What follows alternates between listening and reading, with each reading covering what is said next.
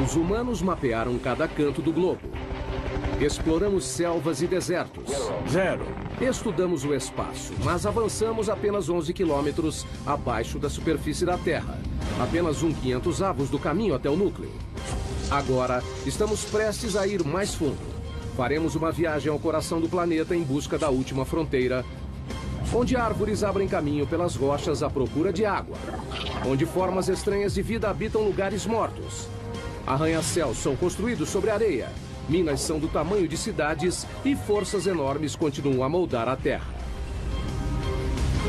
Vamos nos unir a cientistas, engenheiros e aventureiros, enquanto investigam, exploram e desafiam os mistérios subterrâneos.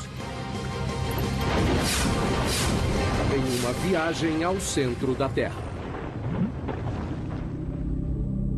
Chegar ao centro da Terra exige uma viagem de 6.400 quilômetros por 3 camadas subterrâneas distintas. A primeira é a crosta terrestre, uma camada superficial frágil com apenas 32 quilômetros de profundidade.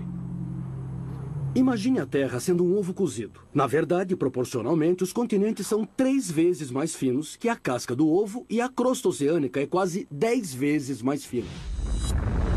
A crosta guarda muita coisa dentro dessa profundidade relativamente rasa. Sobrepõe-se zonas de carvão, água, sal, ouro, prata, petróleo. O mais interessante para nós que vivemos na superfície da Terra é que ou plantamos algo ou extraímos. Então, grande parte do nosso mundo vem do subsolo de diversas formas. Abaixo da crosta fica uma camada mais grossa, o manto, com 2.900 quilômetros de rocha derretida em movimento. Sob o planeta, há uma região extremamente agitada de rocha derretida, com pressão e temperatura alta. A mais de 3.780 graus Celsius, o manto está em agitação constante, rachando a crosta acima em grandes placas chamadas tectônicas. Essas placas agem moldando a Terra como em nenhum outro planeta. As placas que se movem centímetros por ano podem se juntar ou se separar com resultados incríveis. Temos vulcões em erupção na superfície, terremotos, e ainda conseguimos sobreviver nesse equilíbrio delicado. Por incrível que pareça, vulcões são fonte de riqueza e fertilidade. São os vulcões que trazem nutrientes e materiais para a superfície da Terra. E é por isso que temos os solos férteis. É de onde vêm os recursos minerais e é como se formam. 2.900 quilômetros abaixo, no núcleo externo, o ferro derretido guarda a chave para a nossa sobrevivência. Um campo magnético para o planeta que nos protege da radiação solar. Precisamos do campo magnético terrestre por causa da força intensa do nosso Sol.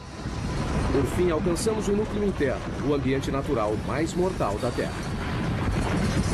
E quando chega ao centro da Terra, a pressão é 3.600.000 vezes maior que a da superfície. É o suficiente para pegar essa rocha de granito e diminuir seu volume pela metade.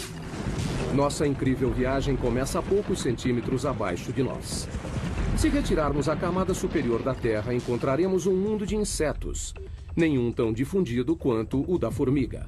Esse ninho deve ser bem grande. Formigas construíram incontáveis ninhos sob a superfície de todos os continentes, exceto na Antártica. Dá pra ver formigas saindo por cima. Parece que algumas delas carregam larvas. Formigas existem há 120 milhões de anos. São anteriores a dinossauros como o tiranossauro. Dividiram a Terra com estegossauros e tricerátops. São 140 mil formigas para cada humano. Eu não conheço outro inseto social que seja tão difundido. É uma sociedade que se estende por trechos imensos do ambiente terrestre. Formigas são rápidas. A velocidade delas é equivalente a um humano correndo a 65 km por hora. E são fortes. Podem levantar até 20 vezes o próprio peso, como um homem adulto levantando um carro. Mas o que mais fazem é construir ninhos. Surpreendentemente, uma tarefa crucial para os humanos. Os ninhos ajudam o ar e a água a penetrar no solo, mantendo-o fresco e fértil.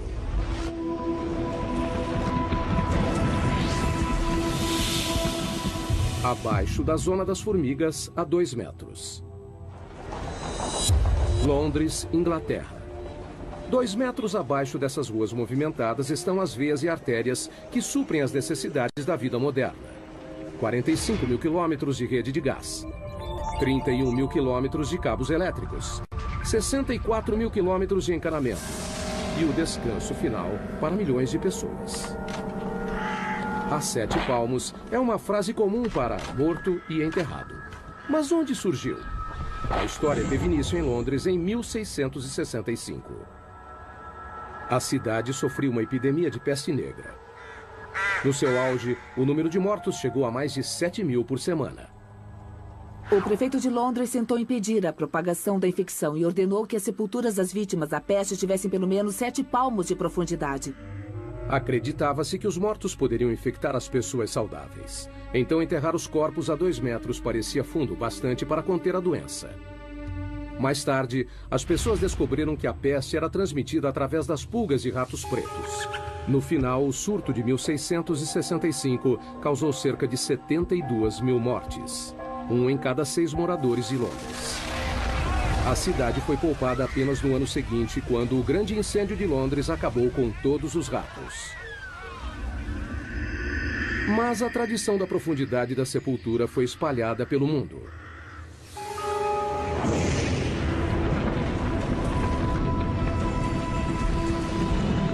Mais a fundo, outro pequeno passo em nossa viagem ao núcleo. 5 metros abaixo. Só há uma criatura capaz de viver nessa profundidade.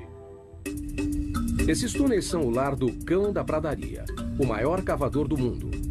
Um animal que tem um impacto surpreendente em nosso ecossistema. Os cães da pradaria adultos têm 30 centímetros e pesam cerca de 1,5 kg, mas no subterrâneo são literalmente escavadeiras.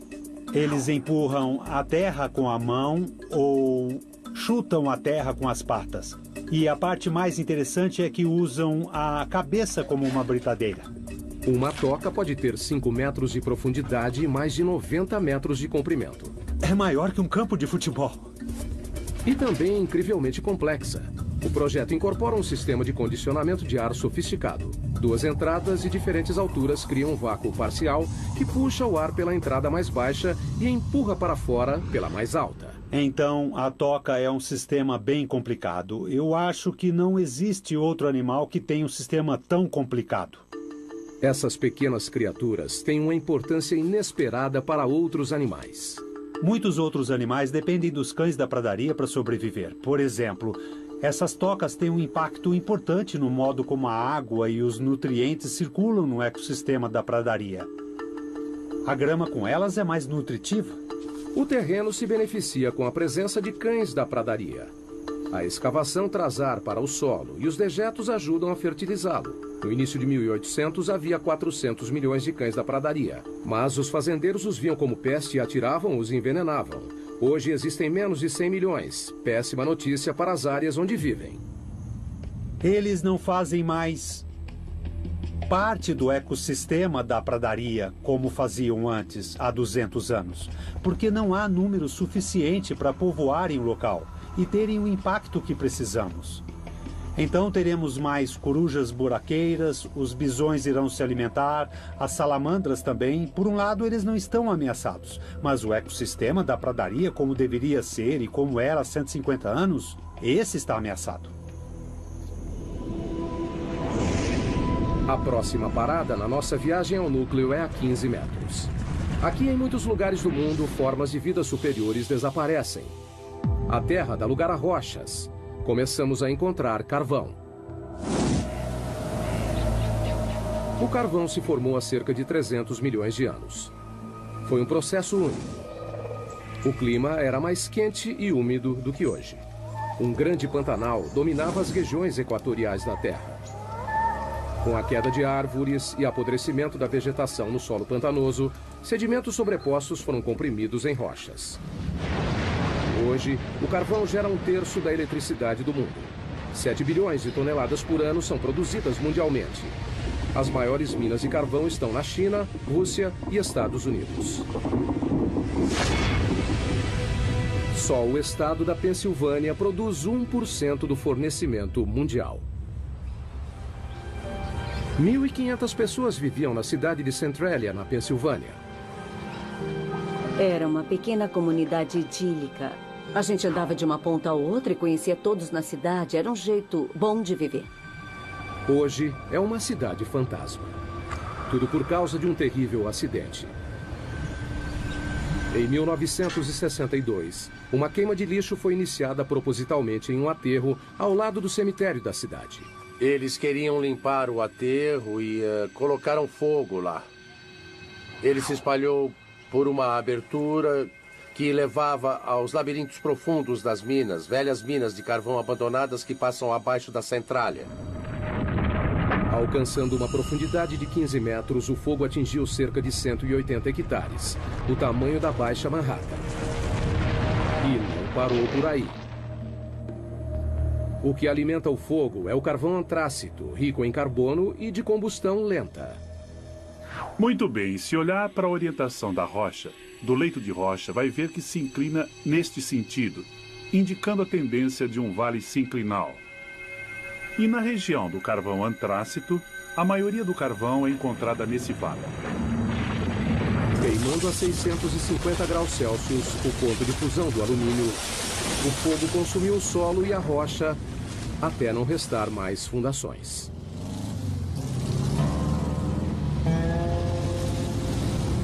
Hoje, o que era a Avenida Locust, a principal rua de Centralia, virou o trecho de uma estrada rural. É difícil imaginar que aqui era o centro da cidade.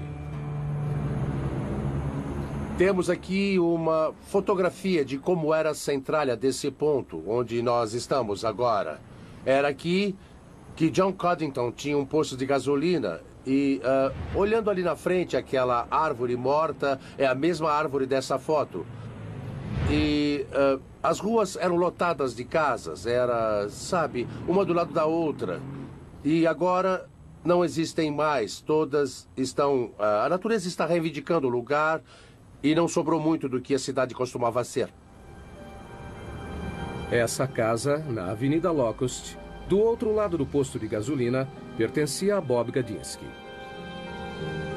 Em 1977 era uma única casa que minha esposa e eu adorávamos demais. Ficava em uma comunidade que era extremamente unida. Mas como pode ver hoje, não há nada além do mato que cresceu. Com o passar dos anos, o fogo ficou mais forte, mais ousado, chamuscando a paisagem, carbonizando as árvores, tudo do subsolo.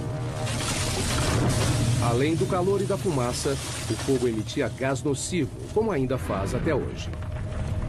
Tem monóxido de carbono, dióxido de carbono, sulfeto de hidrogênio e dióxido de enxofre. Então não é recomendável respirar este ar por causa desses gases que estão presentes.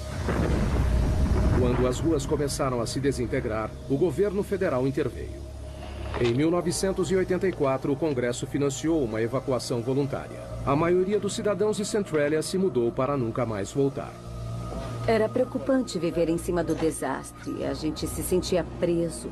Eu estava preocupada com a segurança das crianças, então procurei sair o mais rápido possível. O fogo subterrâneo venceu. Our journey continues, moving deeper toward the Earth's core. Giant machines bore their way through a mountain. And engineers build the world's tallest skyscraper in a pile of sand. We're taking a journey to the Earth's core. Along the way, we'll encounter amazing animals, breathtaking feats of human endeavor, incredible engineering, and awesome natural wonders. De 15 para 150 metros subterrâneos.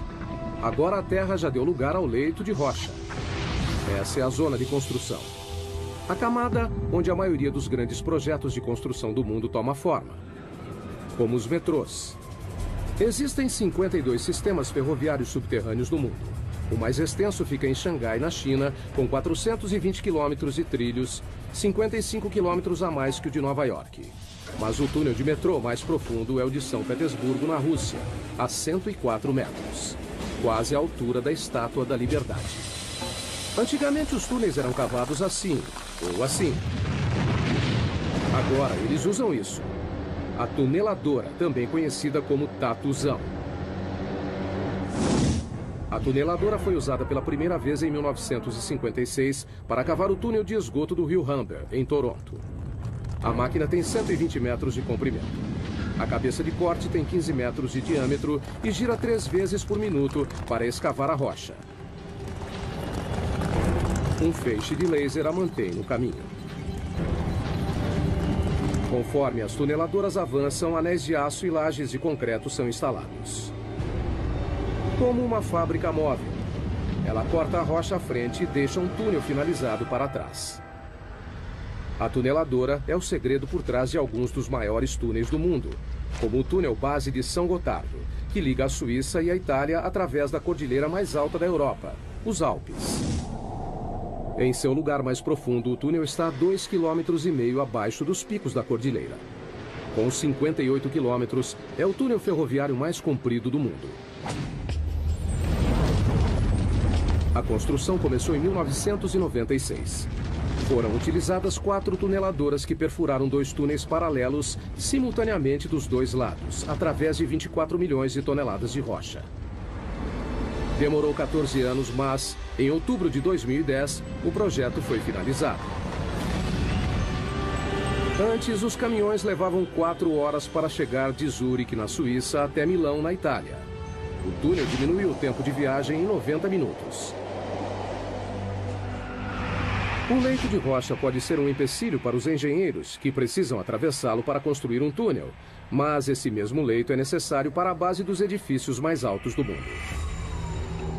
Nova York, cidade dos arranha-céus mais antigos e famosos do mundo.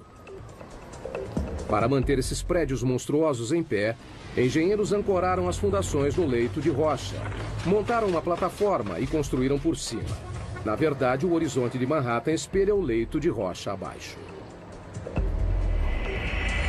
O método de ancoragem sustenta diversos arranha-céus, incluindo o prédio mais alto do mundo. O Burj Khalifa, em Dubai, tem 823 metros de altura, com uma fundação de 50 metros de profundidade. Mas um arranha-céu pode ser construído onde não há um leito de rocha? É um desafio que os engenheiros enfrentam na próxima parada de nossa viagem. 115 metros no subsolo, embaixo de um dos edifícios mais altos do mundo, o Petronas Towers, em Kuala Lumpur, Malásia. Incrivelmente, essas imensas torres de concreto e vidro não ficam no leito de rocha, mas sim na areia. Nunca construa casas da areia. Bom, provamos que casas podem ser feitas da areia com as técnicas de engenharia certas. A construção começou em 1996. Os 2 edifícios foram projetados com 88 andares, 460 metros de altura. Cada um pesaria em torno de 300 mil toneladas. No começo, a ideia era colocar as fundações em leito de rocha, mas análises revelaram que a rocha abaixo do local de construção se curvava acentuadamente para baixo, como um penhasco subterrâneo de quase 185 metros. Se continuassem, as torres ficariam metade sobre o topo do penhasco e metade fora. Um convite para o desastre. Se mantivéssemos a posição original, não haveria a torre desabaria. O local da construção estava em uma área confinada do centro. Não havia espaço para construir as 2 torres inteiramente no leito de rocha. Então, decidiram erguer toda a construção fora do leito de rocha. Mas isso significava fazer as fundações em uma camada de areia, através do solo macio. As fundações seriam mantidas no lugar pelo atrito, a mesma força que mantém um prego na madeira. Um prego é colocado no pedaço de madeira da mesma forma que os pilares em atrito estão colocados em toda essa zona de terra abaixo dessa torre.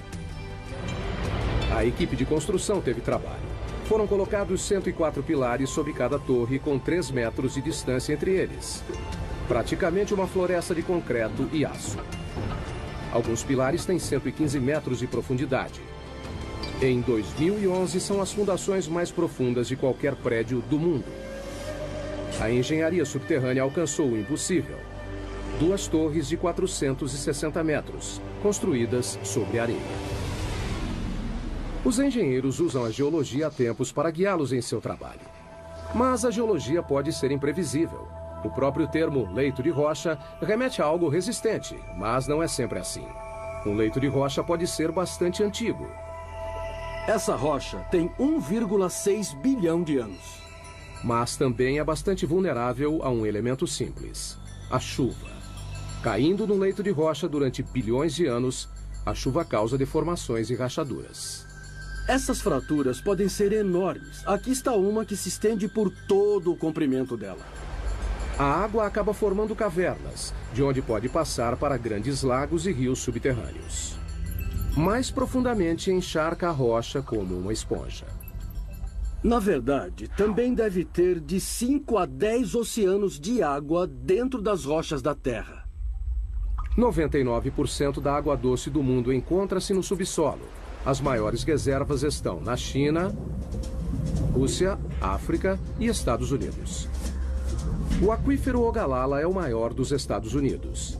Estende-se do Nebraska ao Texas, cobre 450 quilômetros quadrados, uma área do tamanho da Suécia, e chega a 150 metros de profundidade. Mas em muitos lugares do mundo, a água subterrânea está secando.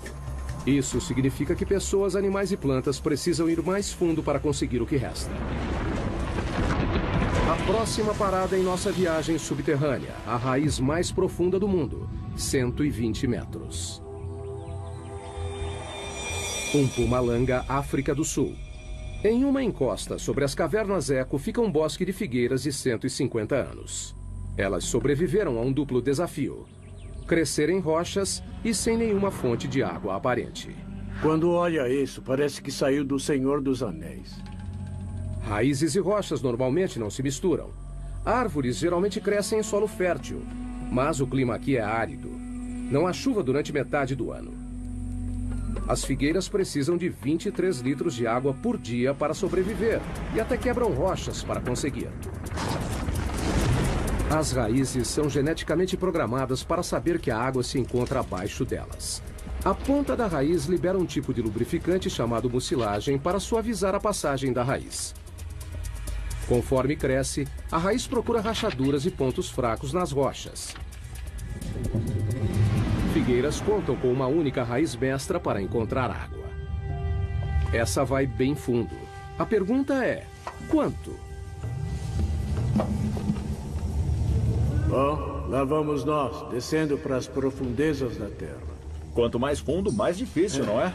Não é maravilhoso o que a Mãe Natureza faz? Só para procurar água? Puxa, essa raiz está meio esquiva. Tomara que a gente encontre alguma coisa mais na frente. Finalmente, Burroughs vê algo. Nossa, finalmente. A 37 metros de profundidade está o primeiro sinal de uma raiz de figueira. Demora 70 anos para a raiz chegar nessa profundidade. E quando encontra a umidade, a viagem acaba. Até o final da raiz, a profundidade é 120 metros. Estamos vendo as raízes mais profundas do mundo. Nesse momento tem água aqui. Tem água sendo bombada abaixo da minha mão até a árvore. O caminho todo até a superfície. Down through layers of rock, our journey continues. 100 feet deeper than the tree root. The pressure has climbed 220 pounds per square inch, 15 times greater than at the surface. Not the most hospitable place to spend the night, you'd think.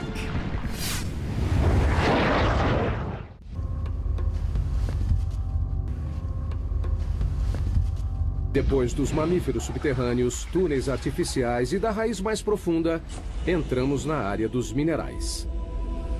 As rochas são feitas de minerais. A humanidade extrai as riquezas minerais da Terra há mais de 40 mil anos. Mas o que fazer com uma mina que atingiu o fim da vida útil? Algo bem inesperado. É o que a próxima parada dessa viagem revela. Sala, Suécia. 150 metros de profundidade. Desde 2006, uma antiga mina de prata é o local da suíte de hotel mais procurada do mundo.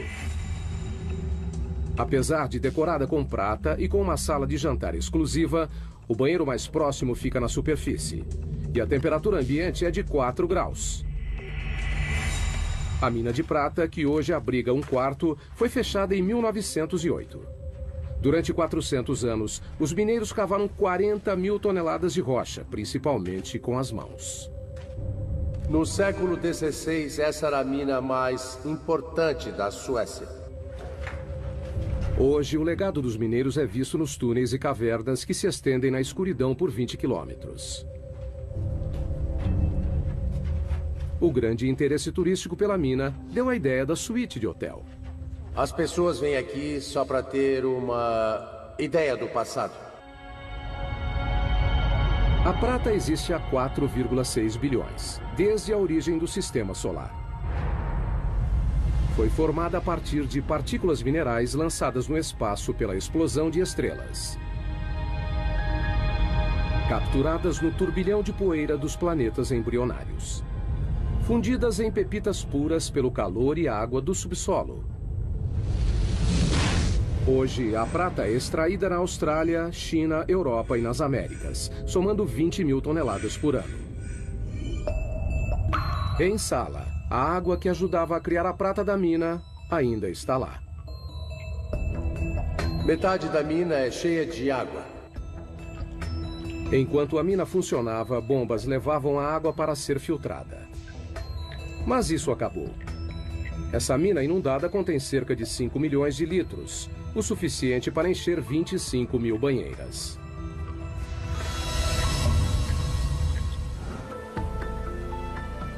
Marco e Tatja Hannistow alugaram a suíte de hotel subterrânea para comemorar o 15º aniversário de casamento. Tá certo? A ideia foi dela. Perfeito.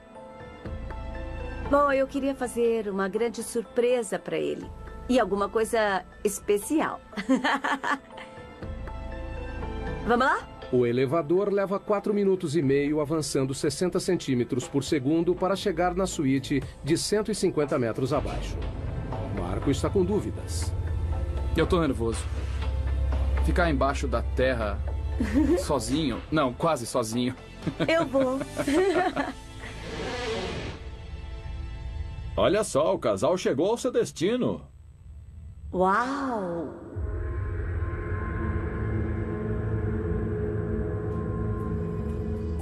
Ai, isso é maravilhoso. Quando o casal senta para jantar, Marco ainda está um pouco apreensivo. Maravilha, agora só tenho que ter coragem para dormir. Mas no fim ele consegue passar a noite. Uma noite inesquecível. A água subterrânea é o maior agente para mudanças no subsolo. Ela não só reage quimicamente com os minerais para criar metais como a prata, mas também pode literalmente derreter a rocha. Cidade da Guatemala 2010. Um estrondo repentino, queda de alvenaria. Quando a poeira baixou, a única coisa que restou foi um buraco enorme. Com 30 metros de profundidade e 20 metros de largura, um quarteirão inteiro desapareceu. A cidade da Guatemala é construída sobre calcário poroso. O fluxo de água subterrâneo dissolveu a rocha, deixando somente uma camada superficial frágil, que poderia ceder a qualquer momento. Inacreditavelmente, o desabamento tirou apenas uma vida. Mas já é o segundo grande buraco na cidade em 3 anos. As dolinas, como são chamados, são assustadoras e às vezes mortais, mas alguns podem fornecer muitos dados científicos. A próxima parada em nossa viagem subterrânea também é na América Latina, a 335 metros. Zacatón, México. Nessa dolina cheia de água não há espaço para a vida. Abaixo da superfície plácida não há ar. Mas uma forma de vida cresce aqui, micróbios. E eles são bem estranhos. Todas as bactérias e formas de vida precisam sobreviver num ambiente anaeróbico, o que acaba levando a formas de vida incomuns. Em 2006, a NASA enviou uma equipe para estudar os micróbios de Zacatón. O primeiro passo foi descobrir o formato do interior da dolina. Não sabíamos o tamanho e nem a profundidade. Era tudo uma grande incógnita. Então trouxeram uma nova tecnologia, Um robô em formato de ovo projetado para ir aonde outras sondas não conseguiam. Eles o apelidaram de Depth X. Ele tem propulsores em todas as direções, então pode ir para todos os lados, consegue girar e fazer qualquer movimento necessário para encontrar o caminho num ambiente tridimensional. O Depth X tem 2 metros de largura e 1,5 de altura, quase do tamanho de um quadriciclo. O que o torna especial é que não usa controle remoto, ele se dirige sozinho. Assim que some da superfície, fica completamente por conta própria. E nesse período, então, ele precisa tomar as decisões sozinho. Para enxergar, o robô depende do sonar, uma tecnologia desenvolvida no início do século XX para emitir ondas sonoras potentes pelas paredes e o chão da dolina. Como um morcego voando em uma caverna escura, o robô cria um mapa em 3D, atualizado e contínuo em sua memória. A habilidade do Depth X em pensar por conta própria foi algo pioneiro na engenharia robótica. Para poder mapear, para coletar uma amostra ou voltar para a superfície, são escolhas que dependem somente dele.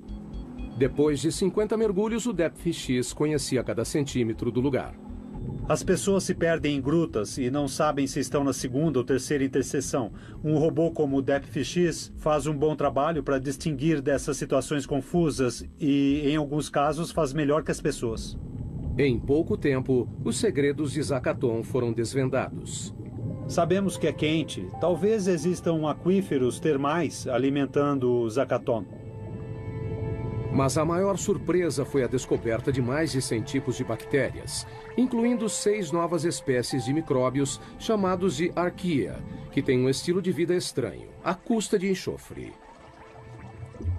Uma das árqueas tinha enxofre dentro do organismo, então estava metabolizando o enxofre, o enxofre da água e usando como fonte de energia. A descoberta confirma que a vida não precisa das mesmas condições da Terra para se desenvolver.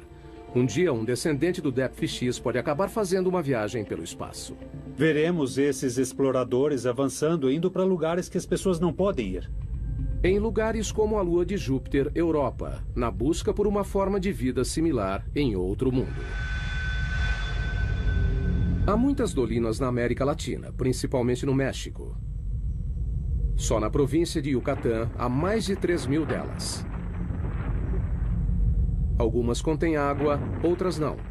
Mas nenhuma delas pode ser comparada à nossa próxima parada da viagem. O poço vertical mais profundo do mundo, a Caverna das Andorinhas.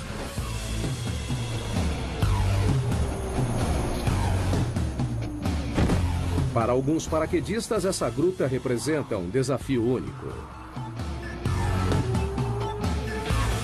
Você vai para a beirada e olha para baixo. E quando você pula, sente a corrente de ar.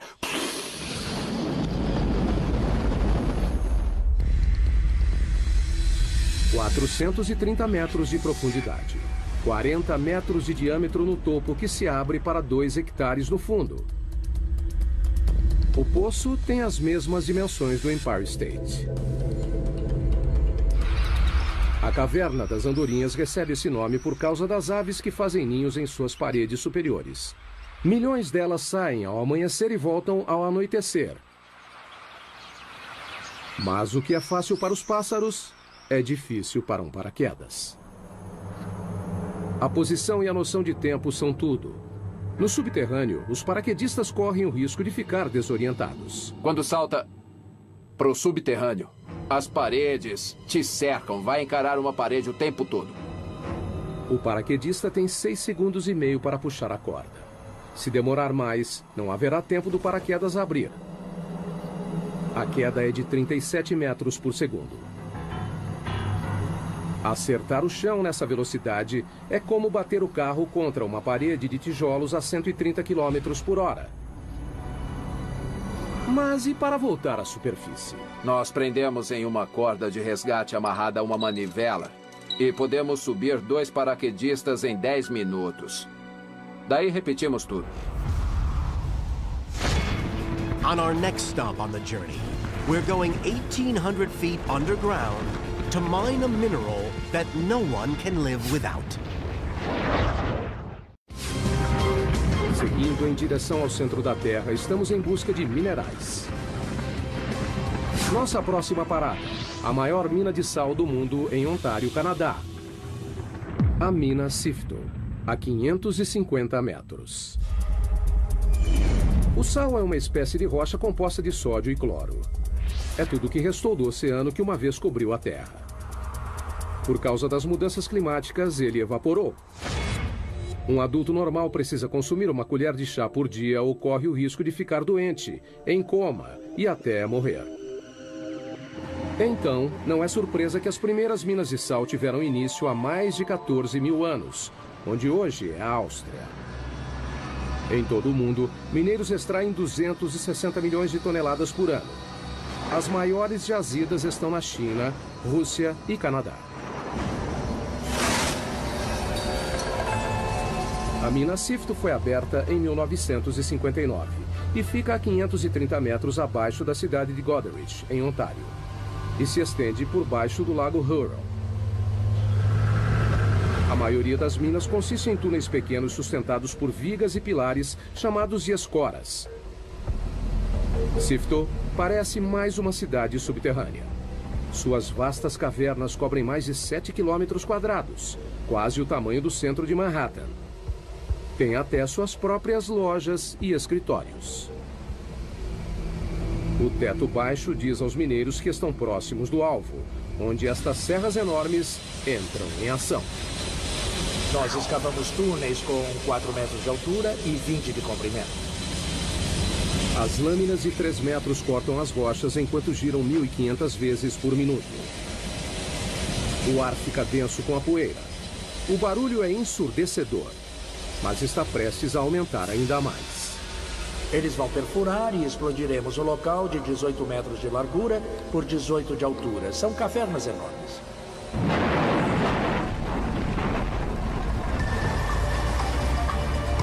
Caminhões gigantes levam as rochas cortadas de volta para a mina e colocam nas mandíbulas de um triturador faminto. Os caminhões descarregam 10 vezes por hora, o tempo todo, 7 dias por semana. Nos 4 minutos em que esse monstro é carregado, lascas de 250 quilos são reduzidas a pedras menores. Esteiras levam o sal para o silo regulador. É um tanque enorme que coloca o sal dentro dos baldes que sobem e descem e mandamos o sal para cima. Mas esse grande silo é uma vantagem enorme para nós. Com o silo regulador, todo o processo pode ser feito no subterrâneo. Estamos falando de uma taxa de 24 a 26 mil toneladas içadas por dia e temos capacidade para mais que isso. Todo dia, essa mina produz sal suficiente para metade da população mundial. E a Sifto acredita que pode manter a produção por mais 250 anos.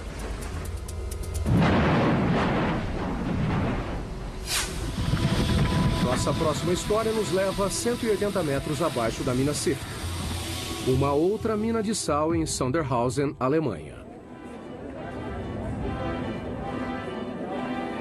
Essa mina recebe um evento atlético diferente. A maratona mais profunda do mundo. Corrida subterrânea. Esse pessoal é louco.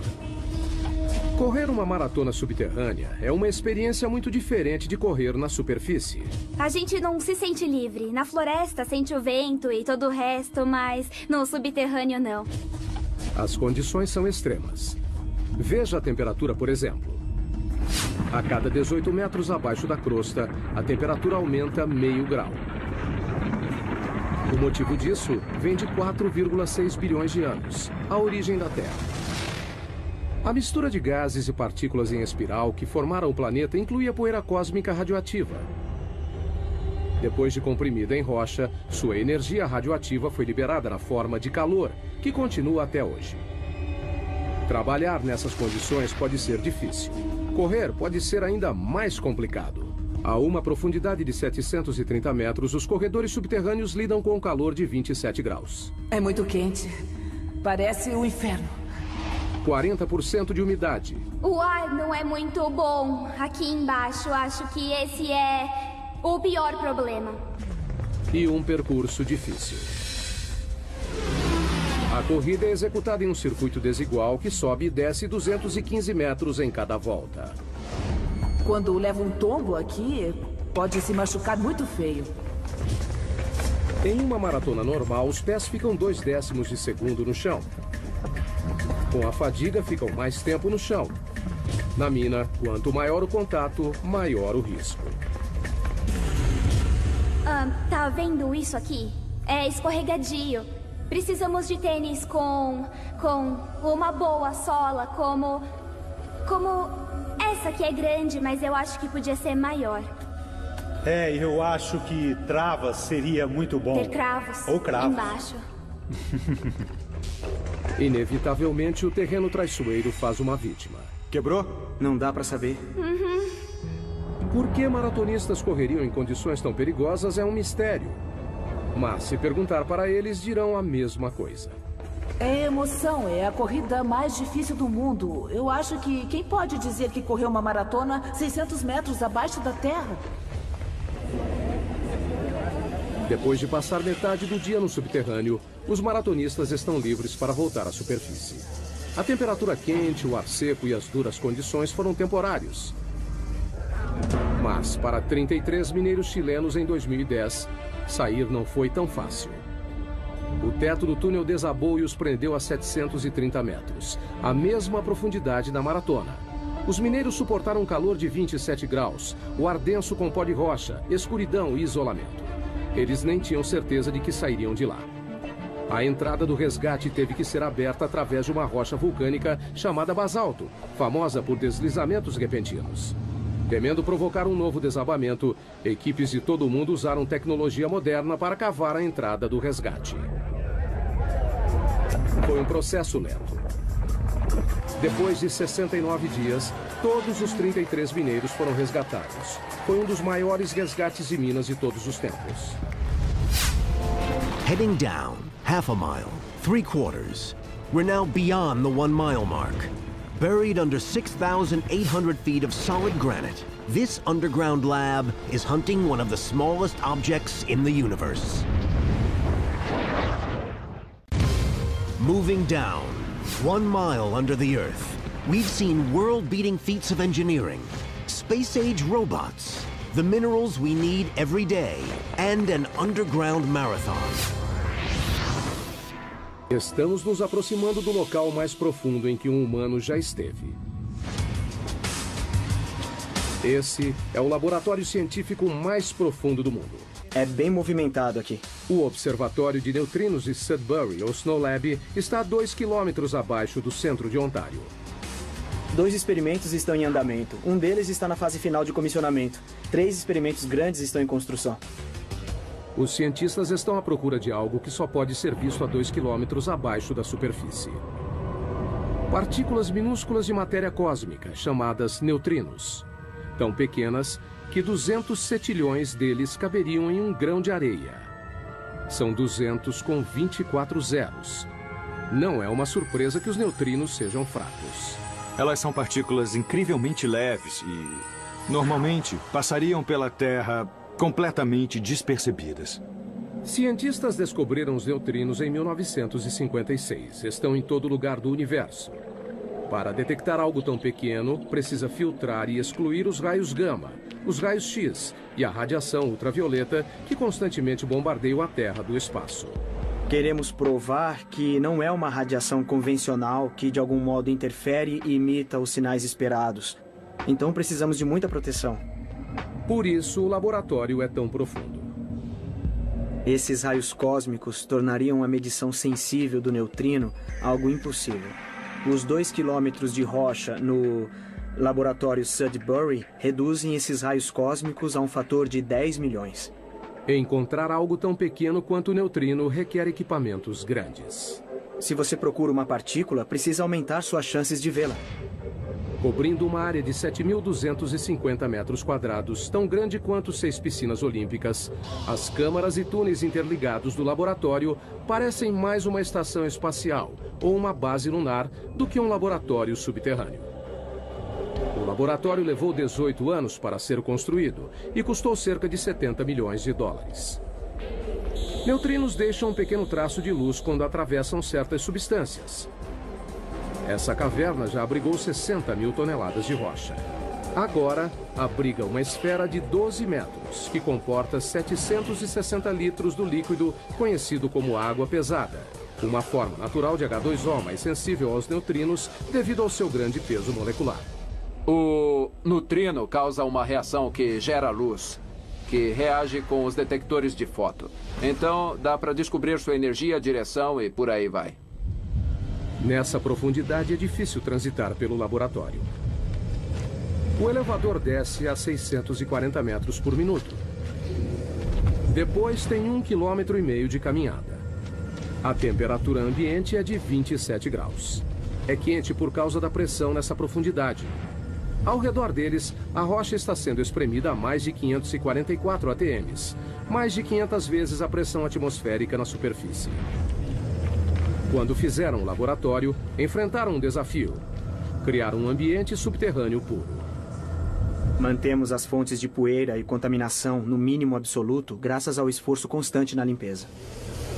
Na entrada, eles passam por um processo rigoroso de descontaminação para remover poeira, que pode arruinar os experimentos delicados. Isso envolve tirar tudo que vestiu na mina, tomar um banho completo e colocar roupas limpas que nunca foi usada fora da mina. Além da poeira, as pessoas espalham detritos próprios continuamente. 600 mil partículas da pele por hora. Uma centena de fios de cabelo por dia. E qualquer uma das opções pode comprometer o trabalho no laboratório. Uma vez dentro, os cientistas enfrentam mais triagem e limpeza. Até o esgoto do laboratório é limpo. Tratamos todos os resíduos do nosso próprio lavatório e água suja que vem dos chuveiros e da lavanderia. Bactérias especiais reduzem os resíduos organicamente e sem exalar cheiro ruim. E gostamos de pensar que temos a descarga de banheiro mais profunda do mundo. Um conforto que os exploradores subterrâneos no próximo nível da nossa viagem ao centro da Terra com certeza iriam gostar. Dentro da mãe de todas as cavernas, a 2,5 km no subsolo.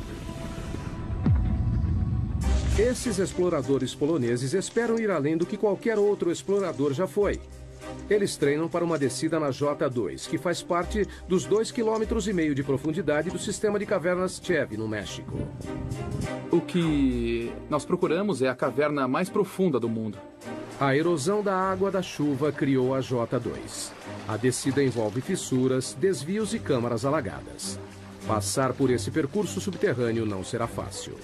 Temos que continuamente treinar para conseguir isso. A descida de 2,5 km é tão profunda quanto a altura do Monte Santa Helena. Por isso, os exploradores precisam se equipar como montanhistas subterrâneos. Arnesses, cordas, grampos e capacetes.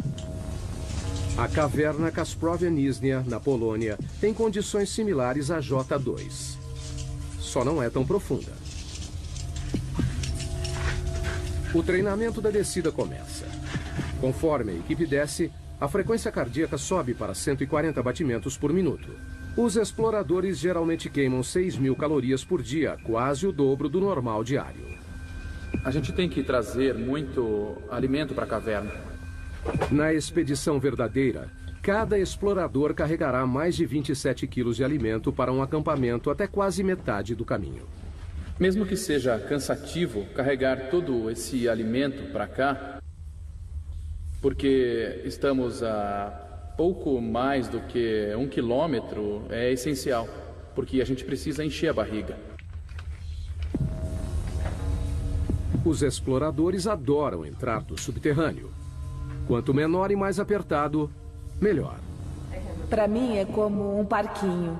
É brincar com os amigos. Mas a verdadeira J2 não é um jardim de infância. Ela contém passagens tão apertadas que até os exploradores mais experientes achariam assustadoras. Eu sou pequena, então não costumo me sair mal em lugares apertados, mas não entro em lugares muito apertados. Eu acho que odiaria isso. Para passar pelas fissuras, os exploradores precisam reunir toda a experiência e habilidade. Porque se você escorregar apenas 20 centímetros, você pode ficar preso em uma fissura. O que poderia ser fatal, já que o resgate não conseguiria chegar tão longe. A descida continua. Os exploradores seguem a viagem. Você desce, desce e desce cada vez mais, e você não pode pensar em subir, só em descer cada vez mais. O maior desafio da J2 é a água. A gruta leva a uma série de câmaras alagadas chamadas fossas. São 3 dias rastejando, pulando, escalando e descendo para chegar nesta passagem alagada, cheia de água, onde você precisa usar o equipamento de mergulho e então o jogo começa. Se chover enquanto estiverem no subterrâneo, a equipe corre o risco de ficar presa. Na última expedição, a J2, 2 equipes ficaram presas nessa caverna. Mas com o avanço do treinamento, uma volta para o México é uma perspectiva que ainda deseja. Nossa equipe era de 6 pessoas, nós descobrimos a entrada, então sinto como se fosse nossa caverna. A essa profundidade há ar e água, mas não há luz do sol. Por isso, os exploradores não costumam encontrar muita vida. Então, cientistas que procuram pistas sobre a origem da vida na Terra devem ir mais além. No fundo do mar. Aonde quer que vá, no fundo do oceano, vai encontrar água que carrega vida microbiana. No litoral de Vancouver, na Colômbia Britânica, o submergível Alvin faz o mergulho. Pensamos nos estudos como nossas missões da Apollo. Alvin é um mini submarino de águas profundas de 16 toneladas e 7 metros de comprimento. Ele leva uma equipe de 3 pessoas a 2,5 km de profundidade na busca por micróbios gerados no interior da Terra. Os micróbios não se parecem com nada na superfície. 75%, no mínimo, do conteúdo genético dessas vidas nós não conseguimos reconhecer.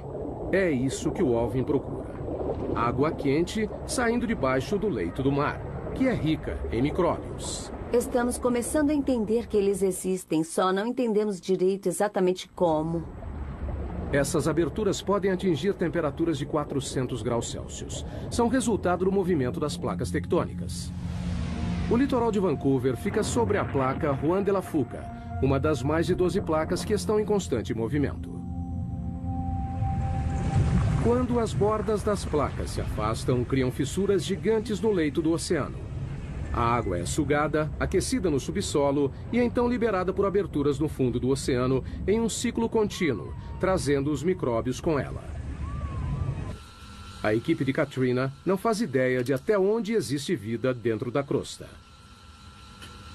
Essa é uma das coisas mais surpreendentes. Não sabemos até onde há vida. Para descobrir, estão instalando sensores conhecidos como rolhas, em uma área de 3.240 km² do leito do mar, 2 vezes maior que o tamanho da cidade de Los Angeles. As rolhas de 2,5 metros são equipadas com monitores de pressão e temperatura. Foram colocadas em posição 460 metros abaixo do leito do mar, num total de 3.200 metros da superfície. O objetivo é rastrear o caminho da água quente dentro da crosta terrestre. Temos que entender o fluxo da água, quais os tipos de micróbios que existem lá. É só seguir a água que encontrarão micróbios. The next stop on our journey to the Earth's core, 7 miles down, we join an exclusive club, the 2 men who managed to set a depth record that's never been beaten. Our journey to the Earth's core continues. We're on a quest to reveal how modern life depends on the mysterious underground forces that shape our planet. As riquezas minerais do planeta regem a maior parte da economia mundial. Quanto mais raro, mais os mineiros cavarão para encontrá-lo. Tautona, África do Sul. Viajando a 16 metros por segundo, os mineiros levam 1 hora para descer os 3.000 metros até o fundo da mina mais profunda do mundo. A missão: achar ouro. O ouro é formado a partir da poeira cósmica, de um modo parecido com a prata, só que é mais raro. Menos de 200 toneladas foram extraídas desde o início dos registros históricos. A produção da Tautona, de 12,5 toneladas por ano, fornece metade da oferta mundial de ouro. Assim que o elevador abre, um sopro de vento quente recebe os mineiros. A essa profundidade, a temperatura ambiente é de 54 graus Celsius, mais quente que um dia de verão no Vale da Morte. Um sistema de ar-condicionado enorme abaixa para 28 graus. Ainda quente, mas suportável. Enquanto os 5.600 mineiros que trabalham aqui suam a camisa nas galerias e túneis, também precisam ficar de olho no teto. Nessa profundidade, qualquer tremor pode provocar um pequeno terremoto subterrâneo. A queda de rochas mata diversos trabalhadores todo ano. Na próxima parada da viagem ao centro da Terra, vamos 3 vezes mais fundo que os mineiros de Tautona, para o lugar mais profundo já alcançado por humanos. No Pacífico Ocidental, a 11 quilômetros subterrâneos, encontra-se a Depressão Challenger, uma fissura de 69 quilômetros de largura no leito do oceano, que se estende por 2.530 quilômetros. A mesma distância de Nova York a San Antônio, no Texas. E o perigo aqui não é o calor ou os tremores de terra, é a pressão. Em 23 de janeiro de 1960, o oceanógrafo suíço Jean Piccard e o comandante da Marinha americana Don Walsh partiram em uma embarcação subaquática única para se tornarem os primeiros e até agora únicos humanos a verem o verdadeiro fundo do mar. Don Walsh revive a viagem histórica. Foi o único submersível que foi até a Depressão Challenger e por quase 50 anos ninguém mais voltou lá. E por uma boa razão. A pressão a 11 quilômetros de profundidade é esmagadora. 1.080 ATMs. Imagine o peso de 48 Boeing 747 em cima de um dedo. Para suportar esse peso incrível, Piccard projetou um submergível chamado Trieste. Com 15 metros de comprimento, 4 metros de diâmetro, ele pesava 51 toneladas, quase o tamanho de um caminhão de lixo médio carregado. Para a proteção, a equipe ficou em uma esfera de aço de 2 metros de diâmetro, de 16 toneladas. Não tinha espaço para as pernas. A gente tinha meio metro cúbico para 2 pessoas. É quase o tamanho de uma geladeira doméstica. O que, levando em conta a água a 1 grau Celsius negativo, não parecia tão ruim assim. A temperatura dentro do casco era aproximadamente a de uma geladeira também. Para flutuar, o Trieste foi suspenso por uma boia, um tipo de balão submarino. Mas ao contrário de balões que voam no céu, a equipe não conseguiu usar hélio. Então decidiram usar outra coisa. Todos sabemos que petróleo é mais leve que a água, então o Trieste usou gasolina. Foram necessários mais de 85 mil litros de gasolina para conseguirem flutuabilidade. O suficiente para encher 500 tanques de carro. 8 da manhã, hora da ação. A descida começa. É um processo lento e cauteloso. O tamanho e o posicionamento das janelas da cabine do Trieste dificultam a visão. Esta é a janela de visão principal. É uma peça de acrílico de 18 centímetros de espessura e tem uma portinhola do outro lado da esfera com uma janela menor. E tem uma janela no tubo de entrada. A 200 metros, o Trieste mergulhou na escuridão. Eles atingiram o limite de penetração da luz solar. Mas a 910 metros, a natureza trouxe ajuda. A única coisa que iluminava o abismo era a bioluminescência dos animais e plânctons. Como se fossem vagalumes, eles carregavam a própria fonte de luz. Então parecia neve caindo de cabeça para baixo. Depois de mais de 1 hora, surgiu um problema. Houve um barulhão a 6 quilômetros. A 6 quilômetros submarinos, Walsh teve que verificar os equipamentos. Ouvimos o barulho, checamos todos os medidores internos e parecia tudo bem, então continuamos o mergulho. Mas então ele viu algo. Olhei pelo vidro da portinhola e vi uma rachadura assim na janela. A equipe estava a 1 passo da morte certa. Se o vidro interno tivesse rachado, teríamos morrido na hora, porque a pressão externa a 6.000 metros é de uns 680 ATMs. Então, teria sido imediato. Talvez nem notássemos. Mas a janela resistiu e eles decidiram soldá-la. Depois de quase 5 horas, o Trieste finalmente se aproximou do fundo.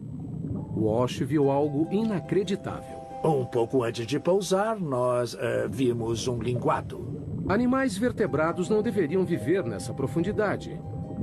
Mas eles não tiveram a chance de investigar mais fundo. Assim que pousamos, uma nuvem enorme de sedimento subiu e só baixou depois de 20 minutos. A lama do fundo do mar os cegou. Foi como estar numa tigela de leite. Eles não tiveram escolha. A gente não via nada, não dava para tirar fotos e a lama não baixava. Decidimos voltar para a superfície. Para permitir que o Trieste fizesse a viagem de volta, Walsh controlou o peso soltando o lastro. A gente tinha 2 barris de lastro cheios de bola de aço e no fundo do barril tinha um eletroímã. Com o ímã acionado, as bolas ficaram no barril. Desligamos a força elétrica e elas desceram. Ao apertar um botão, o Trieste começou a voltar para a superfície. E entrou para a história. 11 quilômetros é o limite para a exploração humana. Atravessamos mais de 1/3 da crosta terrestre. Pessoas saem de cena, máquinas assumem. Todos os cientistas utilizam ferramentas para ajudá-los a explorar lugares que não podem ir. Telescópios, microscópios. Mas geólogos enfrentam um problema diferente. O engraçado é que eu não posso dizer o que existe a 30 centímetros abaixo do chão que pisamos, porque não consigo ver através da rocha. A solução parece óbvia. Perfurar a rocha e olhar. Mas é uma abordagem repleta de problemas. Península de Kola, noroeste da Rússia, 1989. Em um ponto castigado pelo vento, na fronteira com o Círculo Polar Ártico, cientistas embarcam em um plano ambicioso. Com despesas enormes, um buraco incrivelmente fundo foi perfurado para alcançar o limite entre a crosta terrestre e o manto. São 35 quilômetros subterrâneos. Para reduzir o atrito, usaram um método de perfuração novo. Ao invés de toda a cabeça de escavação, somente a broca foi inserida, bastante lubrificada com lama e óleo. A 6 quilômetros, a perfuração descobriu fósseis de plâncton de 18 milhões de anos em um estado de conservação impressionante. A 11 quilômetros, encontraram rocha de 4,4 bilhões de anos. Zircão, o mineral mais antigo do planeta. Mas com o aumento da temperatura a cada metro, nos 12 quilômetros, ela chegou a 300 graus Celsius. A perfuração parou de repente. A temperatura aumenta muito rápido conforme avança para o interior do planeta. Com a profundidade dos buracos, a broca de metal não aguenta e então começa a se derreter. Pelos próximos 14 anos, houve tentativas de retomar a perfuração, mas todas fracassaram. Não temos equipamentos nem materiais que suportem a temperatura e pressão que existem a dezenas de quilômetros subterrâneos. O poço superprofundo foi abandonado em 2003. Então, se não conseguem perfurar, o que os geólogos fazem? Usam os ouvidos. Não vemos o que há dentro do planeta, ouvimos o que há dentro do planeta. Sismógrafos, como são conhecidos, são leitores que monitoram os sons dos movimentos das rochas no subsolo. Eles literalmente ouvem os terremotos. Há terremotos de magnitude 6 ou maior a cada 3 dias em média. E isso faz o mundo se modelar. As vibrações mudam de acordo com a densidade da rocha. Dados que geólogos podem ler. Conseguimos fazer imagens tridimensionais do que forma o planeta inteiro, monitorando milhares de terremotos com milhares de sismógrafos durante muitos anos. But seismometers have limits too. They cannot always reveal exactly what's inside the different layers of rock. And in the hunt for oil, that can be dangerous. We've come a third of the way through the Earth's crust on our journey to the core. We've climbed caves and dug through mines, encountered strange life forms, and reached the depth limit of human exploration. Pessoas ao redor do mundo dependem dos recursos sob nossos pés. A próxima parada em nossa jornada ao centro da Terra. O campo de petróleo mais profundo dos Estados Unidos, 11 quilômetros abaixo do Golfo do México. Há mais de 6.000 plataformas de petróleo no litoral do Texas e Louisiana, com capacidade de suprir 25% do petróleo dos Estados Unidos. Mas não é fácil de obter. É preciso atravessar 1,5 km de mar e depois mais 9,5 de pedra. Como fica mais difícil de achar petróleo e gás, avançamos mais e mais para águas fundas e fazemos buracos mais profundos. A perfuração em águas profundas está passando por uma revolução nos litorais do Egito, África Ocidental, Brasil e no Golfo. É maravilhoso termos a tecnologia para avançar tão profundamente. Mas a tecnologia tem suas limitações. Na primavera de 2010, uma plataforma chamada Deepwater Horizon perfurava um poço relativamente raso a 7 quilômetros no campo de Macondo, cerca de 80 quilômetros da costa da Louisiana. 20 de abril, 22 horas. A plataforma foi abalada por uma explosão. A bola de fogo foi vista a 56 quilômetros de distância. 11 funcionários morreram, 17 ficaram feridos. 1,5 km abaixo, no leito do oceano, a ruptura do poço liberou até 60 barris de petróleo por dia. Um barril tem 180 litros. Foi como jogar 450 caminhões-tanque no mar. O vazamento totalizou quase 5 milhões de barris. Foi o pior desastre de petróleo nos Estados Unidos. Então, o que deu errado? A Deepwater Horizon já tinha perfurado 11 quilômetros no fundo do campo de petróleo do Golfo no outono anterior, em um local diferente. Em comparação, perfurar em Macondo seria fácil. Mas as aparências podem enganar. O Golfo é um dos lugares mais difíceis de perfurar. O relevo costeiro cai em mais de 1,5 km de cumes íngremes e vales, com desfiladeiros e vulcões ativos de até 150 metros. A geologia é bem complicada. O petróleo sob o leito irregular do fundo do mar está abaixo de uma camada de rocha de 35 milhões de anos, com 245 metros de espessura, preso sob uma pressão enorme, mais de 1.100 vezes a da superfície. E tem também o peso das rochas, sobrepostas, pressionando, que faz a pressão do fundo do poço aumentar incrivelmente. Além da pressão, os perfuradores de petróleo podem encontrar perigosos bolsões de gás metano congelado, conhecido como hidrato. Se acidentalmente perfurar, isso pode ser um problema.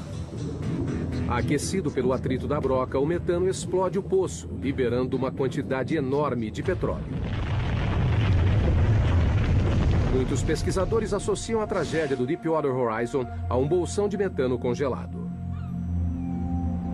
A tecnologia de escaneamento convencional nem sempre pode detectá-los, e isso é um desafio para a exploração do petróleo. E ninguém sabe a quantidade existente porque é muito difícil conseguir uma imagem sísmica. Agora, os exploradores estão usando uma nova geração de sensores de fundo do mar para ajudá-los a detectar o gás congelado antes de se tornar uma ameaça. Literalmente, nós o descemos pela lateral do navio e ele afunda até o leito do oceano, usando uma âncora de concreto pesada, e fica lá por vários dias ou até vários meses. Ao contrário do sismógrafo padrão, esse sensor não mede as ondas sonoras geradas pelo movimento tectônico da Terra. Ao invés disso, detecta eletricidade. Medimos as propriedades eletromagnéticas do leito do mar, a condutividade elétrica. A eletricidade vem do campo magnético da Terra. Quando encontra a radiação do Sol na atmosfera superior, gera uma corrente mundial dentro da crosta, que alcança o núcleo externo da Terra. Mas ela é fraca. Medimos menos de 1 nanovolt no fundo do oceano. Os sinais que nos interessam são pequenos. A corrente passa por diferentes rochas dependendo da facilidade com que conduzem ou resistem à eletricidade. Ao medir essa corrente, os sensores fornecem uma imagem mais detalhada do que há na rocha, fazendo a distinção entre um bom condutor, como a água, e um mau condutor, como o petróleo. O que é bom porque gastar $100 milhões perfurando um poço de água salgada é perda de tempo.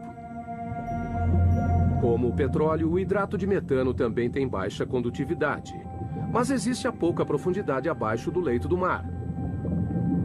Para encontrá-lo, é preciso dar um choque na Terra. E é isso que esse instrumento que está na minha frente vai fazer. Eles o chamam de SUSY.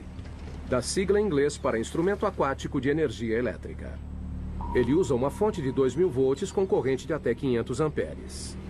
Um mini-raio, 5 milhões de vezes mais forte que a dose necessária para matar um ser humano. Nós descemos com um cabo de reboque atrás dos navios de pesquisa, muito próximo do leito do mar.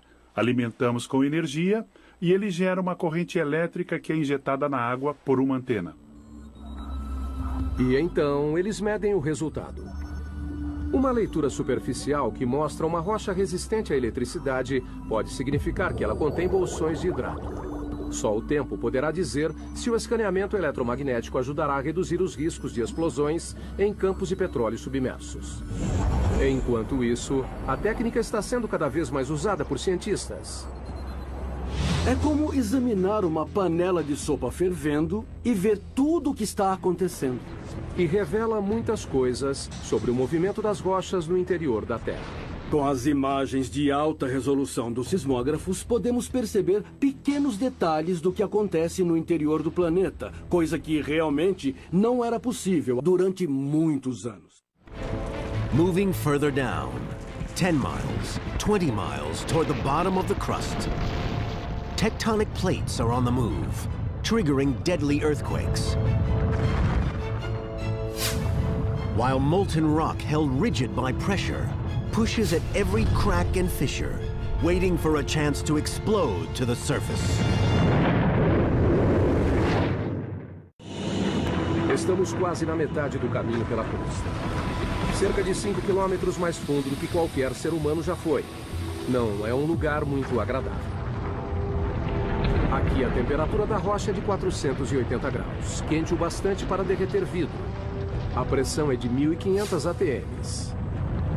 E estamos à procura de terremotos. Em todo o mundo, as placas tectônicas se chocam e se curvam contínua e lentamente.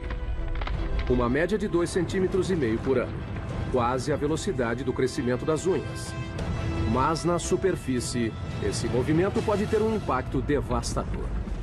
Janeiro de 2010, Porto Príncipe, Haiti. Um terremoto de magnitude 7 balançou a cidade. O choque principal durou apenas 10 segundos, mas os tremores continuaram por 2 semanas. Nessa parte. Aqui, ó. No final, 230 mil mortos. Quase 300 mil edifícios destruídos. E 2 milhões de desabrigados. Foi o 4º pior terremoto da história. Terremotos têm o potencial para ser o tipo de desastre natural que é o mais catastrófico. No Haiti, a linha de falha que causou essa devastação tinha apenas 64 quilômetros de comprimento e se moveu 2 metros. Ainda assim, os tremores desencadearam forças inimagináveis.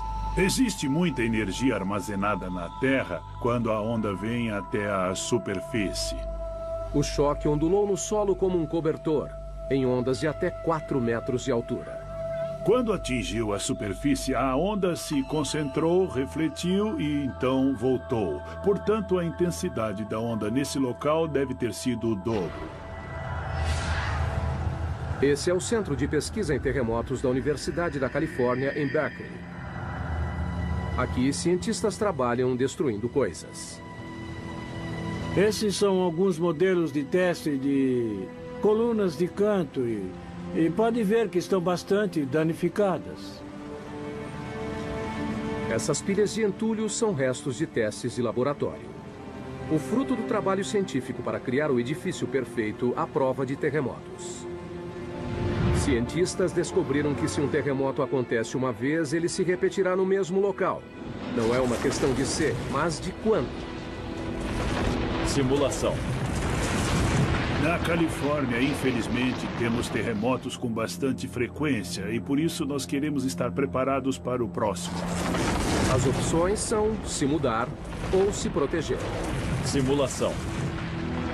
Nós temos que nos preparar para os terremotos com projetos melhores. Durante um terremoto, o movimento mais perigoso não é para cima e para baixo, mas de um lado para o outro. Aqui, ó.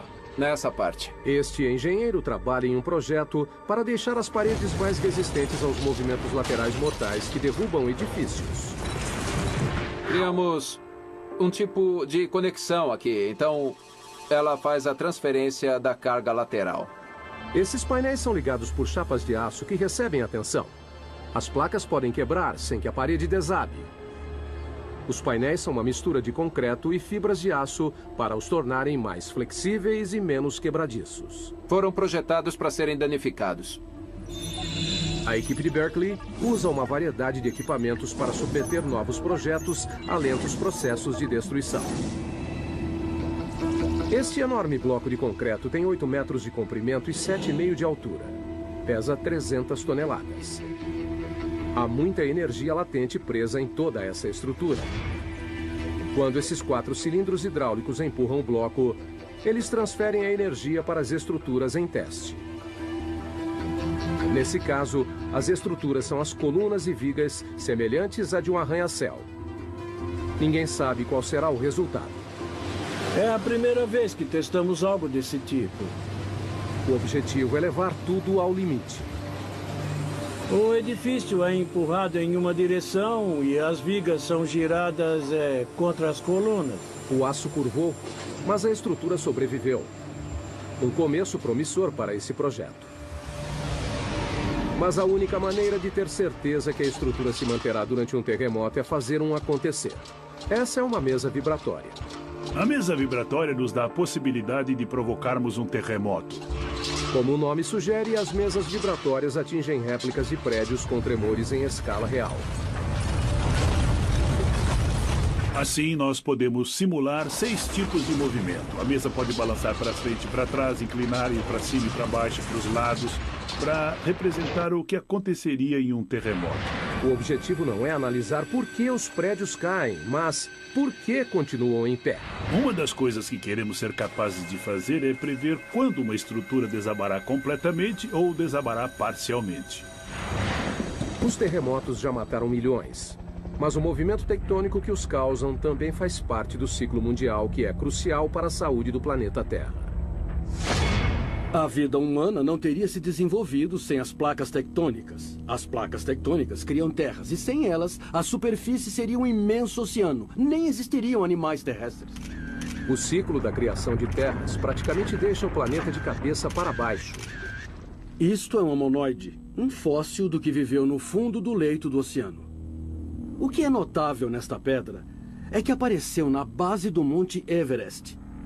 E as forças envolvidas devem ter sido enormes e incríveis para trazer este pequeno homonoide do fundo do mar até um local bem alto do planeta.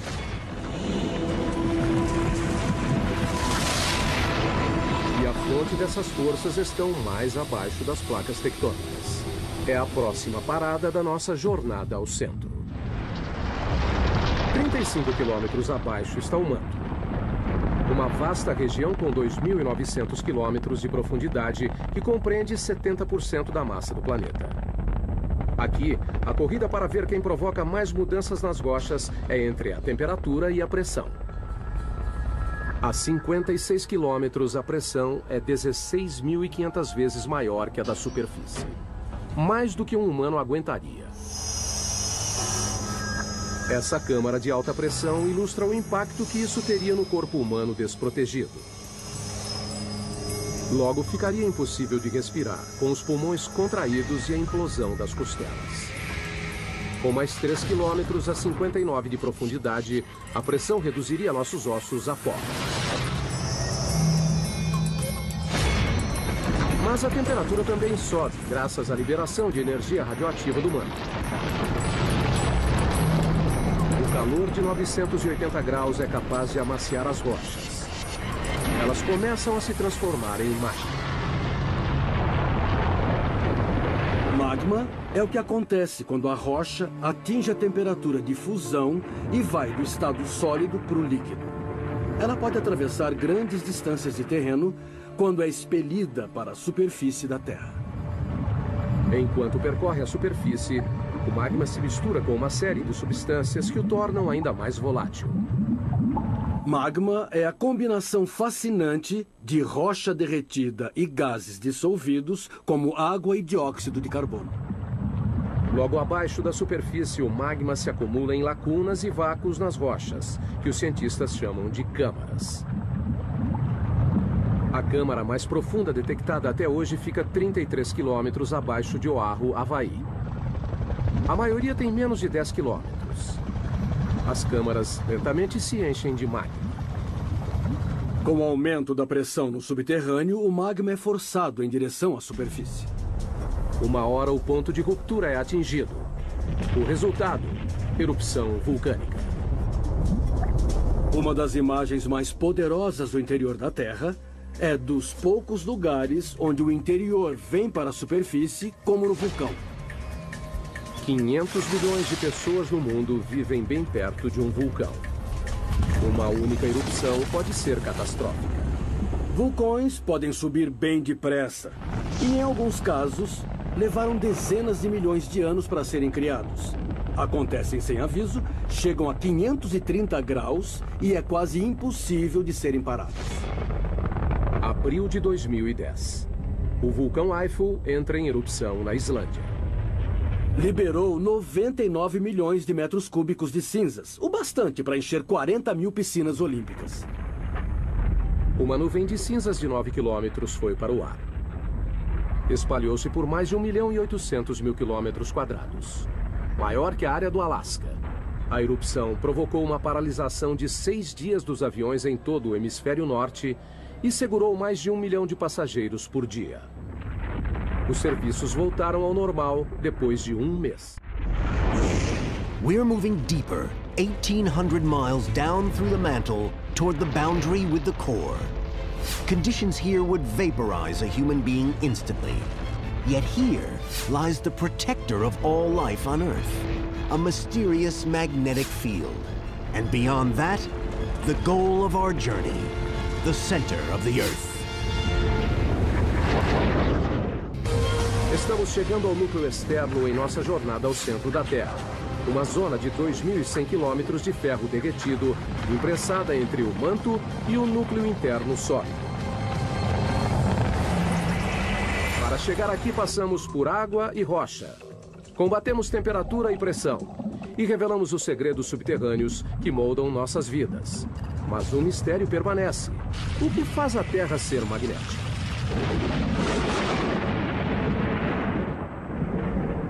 O campo magnético da Terra se estende por 72 mil quilômetros no espaço. Ele protege o planeta da força total da radiação solar. Um único brilho solar de 2 horas libera 10 bilhões de toneladas de partículas radioativas. Energia suficiente para abastecer os Estados Unidos por 10 mil anos ou evaporar nossa atmosfera. Sem o campo magnético para bloqueá-las, as partículas solares acabariam com a vida na Terra. Precisamos do campo magnético da Terra por causa da força intensa do nosso Sol. O campo se origina do núcleo externo rico em ferro. A próxima parada da nossa jornada, 2.900 quilômetros subterrâneos. A temperatura aqui é de 4.420 graus, quente o suficiente para vencer a rigidez e derreter o ferro. Quando o ferro se desloca, de alguma maneira, gera eletricidade. Cientistas a chamam de efeito dínamo. O efeito dínamo se refere à produção de campos magnéticos por movimento. Mas, como a movimentação de ferro fundido abaixo da superfície gera um campo magnético, é um dos grandes mistérios da Terra. Não sabemos realmente como essa turbulência na movimentação de metal líquido dá origem ao dínamo. São apenas movimentos aleatórios. Essa esfera gigante pode fornecer respostas. É um modelo mecânico da Terra. Parte de um experimento da Universidade de Maryland que tenta descobrir por que a Terra é magnética. A esfera tem 9 metros de diâmetro, pesa 23 toneladas e tem rotação de até 130 km por hora. Nós tentamos conseguir a velocidade verdadeira e, assim, tentar imitar as condições de um planeta. O núcleo externo é feito principalmente do mesmo material da esfera: ferro, um bom condutor elétrico. O núcleo interno é magneticamente fraco. Ninguém sabe por quê. Mas, como um dínamo gigante, o movimento em torno dele cria um campo magnético. Claro que Lathrop não pode reproduzir as condições reais do núcleo externo. Não podemos chegar ao centro, então não dá para ver como acontece diretamente. Mas ele acredita que pode chegar perto. Para obter os resultados, ele precisa encher a esfera com 3.217 litros de um líquido. Até agora, só usou água. Mas planeja usar sódio líquido fervente. O sódio é inflamável. Temos que ser bem cuidadosos com os riscos de incêndio. Mas, além do ferro fundido, é o único material que pode fazer o trabalho. O sódio tem a vantagem de fundir a uma temperatura relativamente baixa e é um excelente condutor comparado ao ferro líquido. A esfera é o mais novo de uma série de experimentos. Começamos a construir experimentos do tamanho da mão, depois de uma bola de basquete, depois, sei lá, bolas de ginástica. Esse foi o maior até hoje. Mas até agora, assim como o campo magnético da Terra, o resultado do experimento ainda é uma incógnita. Nenhum dos experimentos anteriores geraram o próprio campo magnético, mas temos todos os ingredientes necessários para conseguir o dínamo.